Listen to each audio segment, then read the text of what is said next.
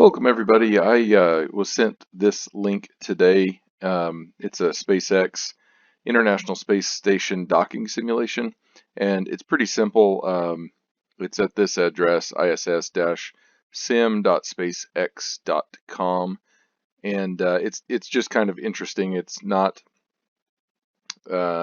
super exciting. It's actually just requires some patience and all that, but it's kind of fun, and more than anything, it just kind of shows what the controls are like, what the interface is like for the folks that would be docking these. So basically, and I would encourage you if you wanted to try it, just to go read the instructions a little bit, but essentially what you're trying to do is get all of these numbers into um, the range that you would need to dock there. So and it can be a little confusing if you don't read the instructions. It gets a little confusing and you can kind of get out of whack, but it's not too bad. And I don't necessarily do it correctly, but um, it's just kind of fun to see how fast you can get everything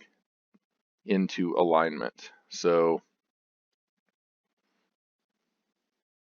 and remember that in space things kind of drift a little bit. So um, you can go a little bit further than what you want to do at times. So I think that's the wrong, nope, that's correct.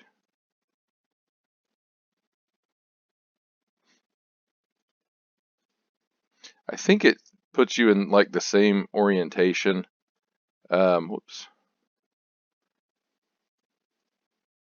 The same orientation and position each time, or pretty close to it anyway. Actually, this one doesn't seem as bad.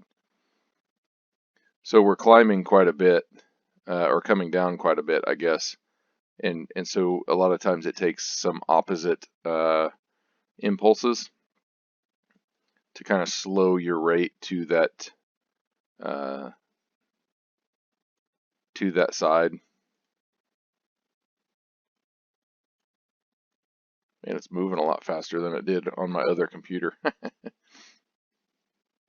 So see, we've gone through 0 on the z-axis, and it's continuing to go. So you've got to kind of give it some impulses the opposite direction to slow it down a little bit and then change direction. And then you'll get to where you're going back and forth, but you just want to get it within the parameters, which are below 0.2 on everything. And your closure rate, you really don't want it to be too high. I'm going to bump it up so that we go faster. I don't know how fast they ever, they do this in reality. You probably don't want to do it too much because it's harder to slow down. It's not like just, hitting the brakes on a car. You're actually having to do opposite impulses.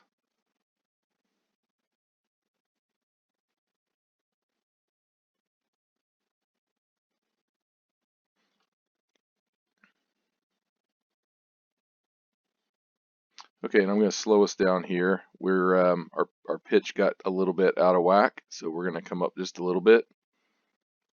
The pitch, roll, and yaw are a lot easier to get right than the position, which kind of makes sense. But now I really need to slow down. Like I said, it takes a while to slow down. Actually, it doesn't. You can just pop the impulses pretty rapidly, but let's try to get our position a little closer. And I'm going faster this time than I normally do. Like I said, it takes patience. But I'm trying to go a little bit faster than I normally do. And I would say that when you're further out, I would just use the numbers. I wouldn't even look at the center. And then when you get close, you can kind of look at the center if you want. But in fact, it might help to look at the center, I guess, because you're just trying to put this dot on that green dot, and then you'll get close enough that that green dot goes away, and there's a black center of the circle behind it, which it's easy to kind of tell because it's concentric circles.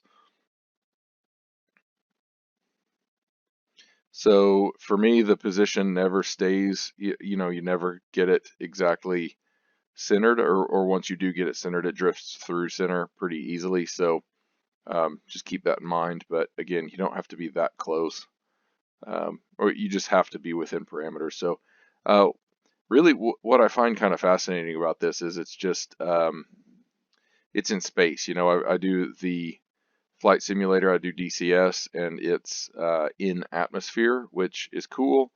And I kind of understand it a little bit. I have a greater understanding of it than I used to. Um, but in space, things are just different. And so this interface, from what I can tell, this is pretty much legitimately the interface that they use, or pretty close, just from some videos that I've seen. I don't know if it's exact, but it seems pretty close. And so it's kind of cool. It seems like a pretty logical interface. Without reading the instructions, I was able to understand what all this was and what this did. I had a little trouble with the plus minus and the arrows. I kept thinking that the forward arrow or the up arrow was forward, and it's not. It's up. It's an up impulse. And so one thing you've got to get used to is that you're using these impulses, not control surfaces, to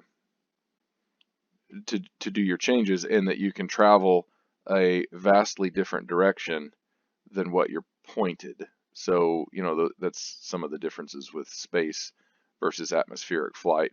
You can do that to a degree in atmospheric flight, but it's just not quite that not quite that profound. Okay, and then once you get close, just make sure your closure rate is low. I failed once with I thought I had a low enough closure rate, but I did not. It was quite it was just over I think 0.02 or no 0.2 meters per second. I guess I thought it was under it, but it told me that I failed. So anyway, and obviously once you get close, the movements you make, the little impulses side to side and up and down, those are going to make much more dramatic changes to your position, but you're just trying to slip the parts together basically, and they're made to slip together once they're close enough. So, and I actually started going backwards the last time I did this. It was kind of funny. I was trying to just gently connect to the ISS and wound up going backwards like that. So you don't really want to go backwards. You want to just have a nice gentle closure rate. And then once your X value gets under the parameters, the 0.2, you are connected basically, or the connection process would commence, I suppose.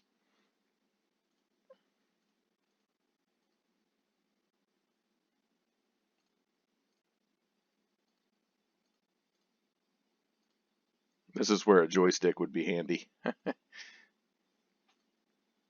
And there we go. Of course, this animation, you'll see it if you fail as well, and then it'll say failure. So anyway, that's it. If you weren't aware of that, I wanted to make sure that that people knew that it existed, so that you could go try your hand at it, just because it's kind of interesting and a way to sort of enlighten ourselves about what the astronauts do to get connected up there. So with that, thank you for watching.